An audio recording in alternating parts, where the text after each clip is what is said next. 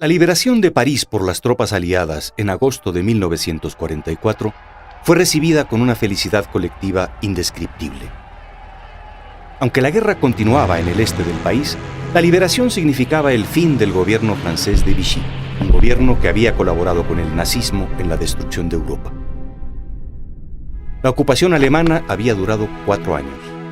4 años de miedo, de hambre y de humillaciones, en los que algunos se habían sumado a la resistencia. Otros, una gran mayoría, se había adaptado para sobrevivir.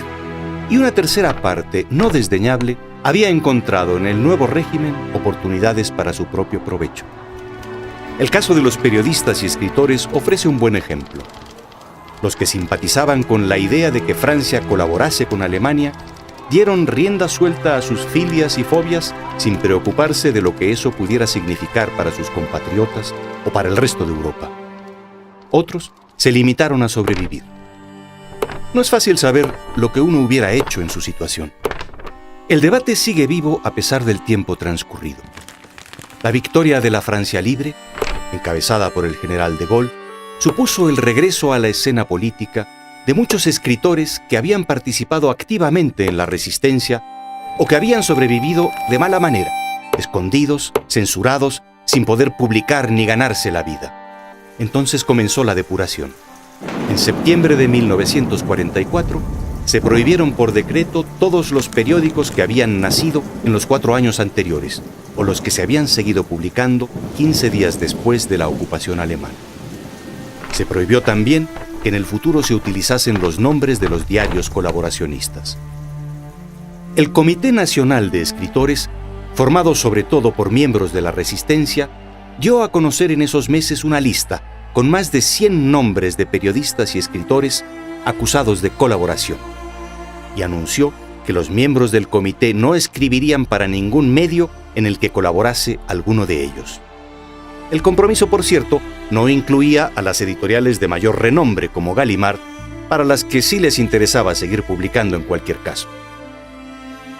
En la lista negra estaban los escritores más conocidos por su identificación con el nazismo, que no habían dejado de expresar su simpatía con la política racial incluso antes de la ocupación. Céline, Brasillac, Drieux-La Rochelle, pero también había muchos otros que habían tenido un papel mucho menor o insignificante. No todos los escritores de la Resistencia, o de los que habían dejado de publicar, estaban de acuerdo con la depuración emprendida por el Comité Nacional de Escritores. En primer lugar, porque muchos de los miembros del comité eran militantes comunistas y servían sobre todo a los intereses del partido. Pero también porque creían que era el momento de perdonar y olvidar. Los vínculos personales que conservaban con algunos de los escritores incluidos en las listas les ayudaban a entender que no todos habían tenido ni la misma responsabilidad ni tampoco la misma presencia en los medios. El Comité Nacional de Escritores había exigido también al nuevo gobierno que emprendiera acciones contra quienes hubiesen militado en organizaciones colaboracionistas o hubiesen participado en congresos intelectuales en Alemania durante la ocupación. En la depuración se manifestaban a veces amistades y enemistades que venían de lejos. Los juicios no eran siempre claros ni estaban exentos de fobias que no tenían que ver con discrepancias ideológicas. Albert Camus, director del nuevo periódico Combate, argumentaba que antes que la clemencia o la compasión hacia quienes habían confraternizado con el enemigo estaba la justicia. François Mauriac, profundamente católico, de cuya resistencia contra el nazismo no se puede dudar, entró en un enérgico debate con él y con los otros partidarios de una depuración sin excepciones, pidiendo que por encima de la justicia se pusiera la caridad. Piensa, ¿qué habrías querido tú? Se trataba de hombres de letras, que con frecuencia no habían hecho más que seguir ejerciendo su oficio, escribir.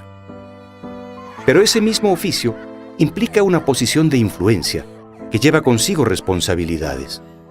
Eran franceses, antiguos amigos, colegas. Por otra parte, nadie podía olvidar que los alemanes habían ocasionado la destrucción del país y la muerte de cientos de miles de sus compatriotas. Céline, el famoso autor de Viaje al fin de la noche, así como de panfletos antisemitas llenos de odio, huyó de Francia en 1944. Fue condenado a 1 año de cárcel y posteriormente amnistiado. Robert Brasillac, redactor jefe del semanario pronazi Je suis partout, murió ejecutado en febrero de 1945, acusado de colaboración con el enemigo. Pierre de La Rochelle, escritor y crítico literario de renombre, que había apoyado al nazismo, se suicidó en marzo de 1945. Extinguida en parte la primera llama de la venganza contra quienes habían confraternizado de una u otra manera con el enemigo, muchos de los autores condenados volvieron a sus quehaceres, siguieron escribiendo y publicando.